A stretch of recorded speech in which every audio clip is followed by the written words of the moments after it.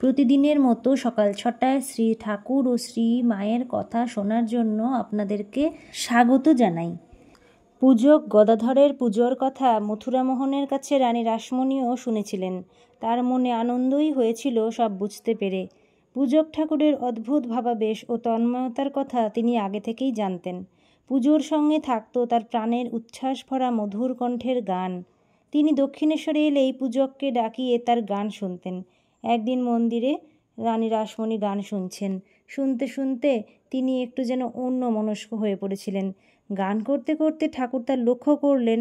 হঠাৎ ভাবাবিষ্ট অবস্থাতেই তিনি উঠে দাঁড়ালেন, রানীর সঙ্গে আঘাত করে বলে উঠলেন, এখানেও ওই চিন্তা? রানীমা বিস্মিত হলেন। সত্যিই তো, তিনি তখন গানে মন না দিয়ে নিজের বিষয় সম্পর্কিত একটি মামলার ফলাফলের কথা ভাবছিলেন। তিনি ক্ষুব্ধ হলেন না, বরং নিজের অপরাধের জন্য অনুতপ্ত হলেন। আর সেই সঙ্গে তার মনে হলো পূজক ঠাকুরের যথার্থ পরিচয় তিনি পেয়েছেন।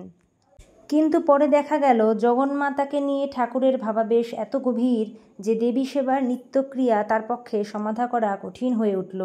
ভাবাবেশে বিভোর থেকে তিনি যখন যেমন ইচ্ছে সেবা করতেন, কিংবা ধ্যানে তন্ময় হয়ে নিজের পৃথক অস্তিত্ব একেবারে ভুলে গিয়ে পুজোর জন্য আনিত ফুল চন্দনে নিজেরই অঙ্গ শোভিত করতেন। এই অবস্থায় ঠাকুরের পক্ষে নিত্য পুজো অসম্ভব। এই ভেবে মথুরবাবু ঠিক করলেন পুজোর জন্য অন্য ব্যবস্থা করবেন। 1262 সালে পূজক পদ গ্রহণ করেন গদাধর। 4 বছর পর 1265 সালে পূজক পদে এলেন শ্রী রামতারক চট্টোপাধ্যায়। 3-4 বছর পরে হবে এটা, 1265। এর নিয়োগ অবশ্য গদাধর সম্পূর্ণ সুস্থ না হওয়া পর্যন্ত।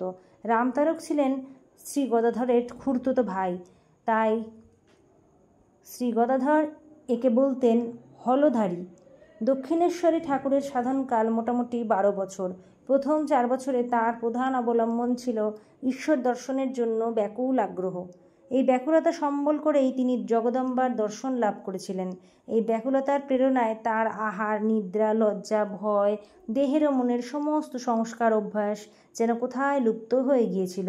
এদিকে গদাধর পুজোর কাজ ছেড়ে দিয়েছে এই সংবাদ এলো কামারপুকুরে তার মা এবং মধ্যম ভাইয়ের কাছে, অর্থাৎ তার মেজ ভাইয়ের কাছে। উদ্বেগে অধীর হয়ে মাতাপুত্রকে বাড়িতে ফিরিয়ে আনলেন। বাড়িতে এসে ঠাকুর সাধারণভাবে প্রকৃতিস্থ থাকলেও মধ্যে মধ্যে মা মা রবে আকুল কণ্ঠে ক্রন্দন করতেন। আবার কখনো বা ভাবাবেশে জ্ঞান হারাতেন। মাতা চন্দ্রাদেবী ওঝা নিয়ে ঝাড়ফুঁক করালেন। পরে তার ছেলের বিবাহের ব্যবস্থা করলেন। বিবাহ 1266 সালে বৈশাখ মাসের শেষের দিকে। পাত্রী হল কামারপুকুরের 2 ক্রোশ পশ্চিমে অবস্থিত জয়রামবাটি গ্রামের রামচন্দ্র মুখোপাধ্যায়ের 5 বছরের একমাত্র কন্যা শারদেশ্বরী। পুত্রের বিবাহ দিয়ে মাতা নিশ্চিন্ত হলেন। বিবাহের পর প্রায় 1 বছর 7 মাস কামারপুকুরে কাটিয়ে ঠাকুর ফিরে এলেন দক্ষিণেশ্বরে। সংসারে অভাব, তাই আগের মতোই তিনি মন্দিরের সেবাকার্যে ব্রতী হলেন। এদিকে গুরুতর রূপে অসুস্থ হয়ে পড়লেন। 1855 খ্রিস্টাব্দের 31 মে রানীমা দক্ষিণেশ্বরে দেবী প্রতিষ্ঠা করেছিলেন। 1861 খ্রিস্টাব্দের 18 ফেব্রুয়ারি ওই সম্পত্তির দেবোত্তর দানপত্রে স্বাক্ষর করার পরের দিন, অর্থাৎ 19 ফেব্রুয়ারি তিনি পরলোক গমন করলেন। দক্ষিণেশ্বরের দেবী পুজো সংক্রান্ত সকল বিষয়ের দায়িত্ব গ্রহণ করলেন জামাতা মথুরামোহন বাবু। দেখুন, যেন রানীমাও জানতে পেরেছিলেন যে হয়তো তিনি 19 ফেব্রুয়ারি পরলোক গমন করবেন, তাই ঠিক আগের দিন অর্থাৎ 18 ফেব্রুয়ারি সমস্ত দানপত্রে উনি স্বাক্ষর করেছিলেন। না হলে অনেক সমস্যা পড়তে হতো। কি জানি, হয়তো মায়ের কোনো এক লীলায় বা ঠাকুরের কোনো এক লীলায় উনি সেটা জানতে পেরেছিলেন। এরকমটাই আমাদের সাধারণ মানুষের মনে হচ্ছে। পূর্বেই দাস্যভক্তি সাধনায় এবং হঠযোগ সাধনায় ঠাকুর অগ্রসর হয়েছিলেন। এবার শুরু হলো তন্ত্র সাধনা, বাৎসল্য ও মধুর ভাবের সাধনা। সব সাধনাতেই তার সিদ্ধি হলো। মথুরবাবু ভাবলেন, সাধনার সিদ্ধিলাভ করে ঠাকুর এসে দাঁড়ালেন ভাব সাধনের চরম ভূমিতে।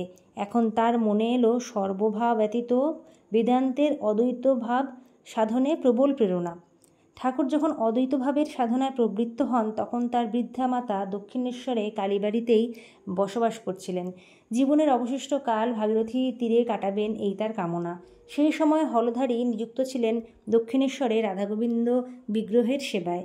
আরেকটি যোগাযোগ উল্লেখযোগ্য, এই সময় পরিব্রাজক তোতাপুরী মধ্য ভারত থেকে ভ্রমণ করতে করতে এসেছিলেন বাংলায়।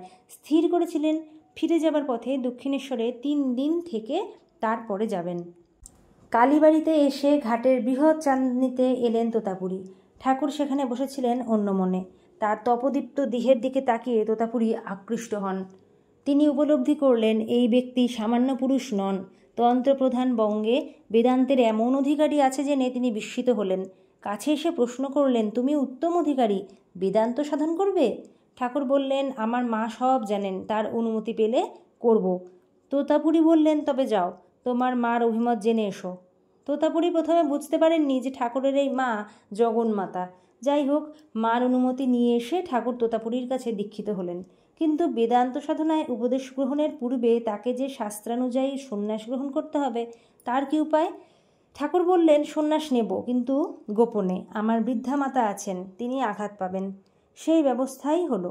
রাত্রির অবসানে শুভ ব্রহ্ম মুহূর্তে ঠাকুর পঞ্চবটিস্থ নিজের সাধন কুটিরে এলেন। হোমাগ্নি জলে হোমের ব্যবস্থা করা হলো, আর সেই অগ্নি জ্বলছিল। হোমাগ্নি জলে সর্বত্যাগের মন্ত্র ধ্বনিতে পঞ্চবটি মুখরিত হয়ে উঠল। শিষ্য প্রার্থনা মন্ত্র উচ্চারণ করে অগ্নিতে আহুতি দিলেন। সন্ন্যাস দীক্ষা সমাপনের পর তোতাপুরী দীক্ষিত শিষ্যের নূতন নামকরণ করলেন শ্রীরামকৃষ্ণ। এটা নিয়েও যদিও অনেক কথা রয়েছে, অনেকে দ্বিমত পোষণ করেন, আবার অনেকে এটাই সত্যি বলে মনে করেন। এরপর শিষ্য প্রেমে মুগ্ধ তোতাপুরী 3 দিন নয়, একাদিক্রমে 11 মাস দক্ষিণেশ্বরে থেকে তারপর উত্তর পশ্চিমাঞ্চলে যাত্রা করলেন। আবার আগামীকাল ভোর 6টায় মা ও শ্রী ঠাকুরের কথা শোনার আমন্ত্রণ জানিয়ে আজকের মতো ভিডিও শেষ করছি। সবাই বলুন জয় শ্রী ঠাকুরের জয়, জয় শ্রী মায়ের জয়।